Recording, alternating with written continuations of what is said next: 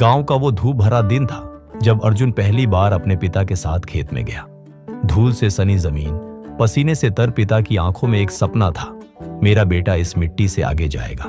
अर्जुन तब सिर्फ 10 साल का था, पर उस दिन पहली बार उसने थकान नहीं बल्कि मेहनत की गरिमा देखी। अर्जुन के पिता रामस्वरूप एक साधारण किसान थे। खेतों की कम होती उपज, बढ़ते कर्ज और बदलते मौसम के बीच उनका जीवन संघर्षों से भरा था, पर उन्होंने कभी हार नहीं मानी।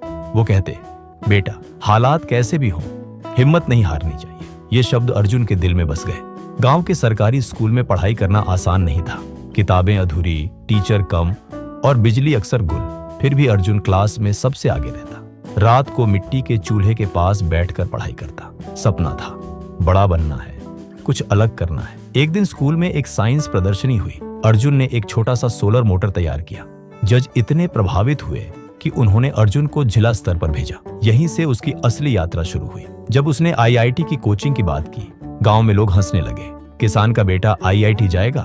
कई ने ताने मारे, पर माँ बाप ने कहा, हम देंगे, तू बस मेहनत कर। रामस्वरूप ने अपनी जमीन का एक हिस्सा गिरवी रखा ताकि अर्जुन को कोटा भेज सके। वहां की दुनिया एकदम अलग थी।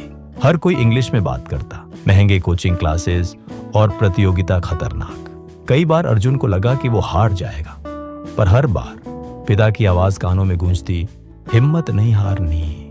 रात भर की पढ़ाई, दिन भर संघर्ष।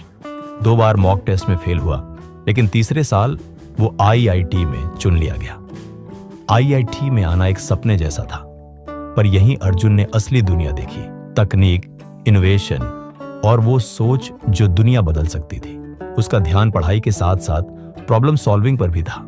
चौथे साल उसने एक स्टार्टअप आइडिया तैयार किया, एक डिजिटल प्लेटफॉर्म जो छोटे किसानों को सीधे मंडियों से जोड़ता था, बिचौलियों को हटाकर। उसका सपना था कि उसके जैसे किसानों की तकदीर बदले। कॉलेज खत्म होते होते ही निवेशकों ने उसमें रुचि दिखाई और 2 साल के भीतर कृषि लिंक नाम की कंपनी बन गई, जिसने हजारों किसानों की आमदनी दोगुनी कर दी। अर्जुन अब 28 साल का था। एक बड़े ऑफिस में बैठा सीईओ था, सूट में, ग्लास केबिन में, पर दिल से अब भी वो खेत वाला अर्जुन ही था।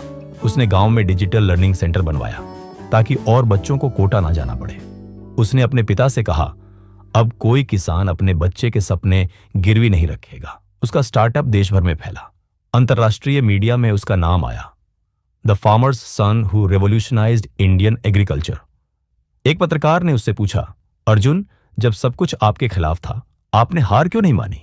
वो मुस्कुराया और बोला, क्योंकि मेरे पिताजी ने सिखाया था, हालात कैसे भी हों, हार मानना नहीं।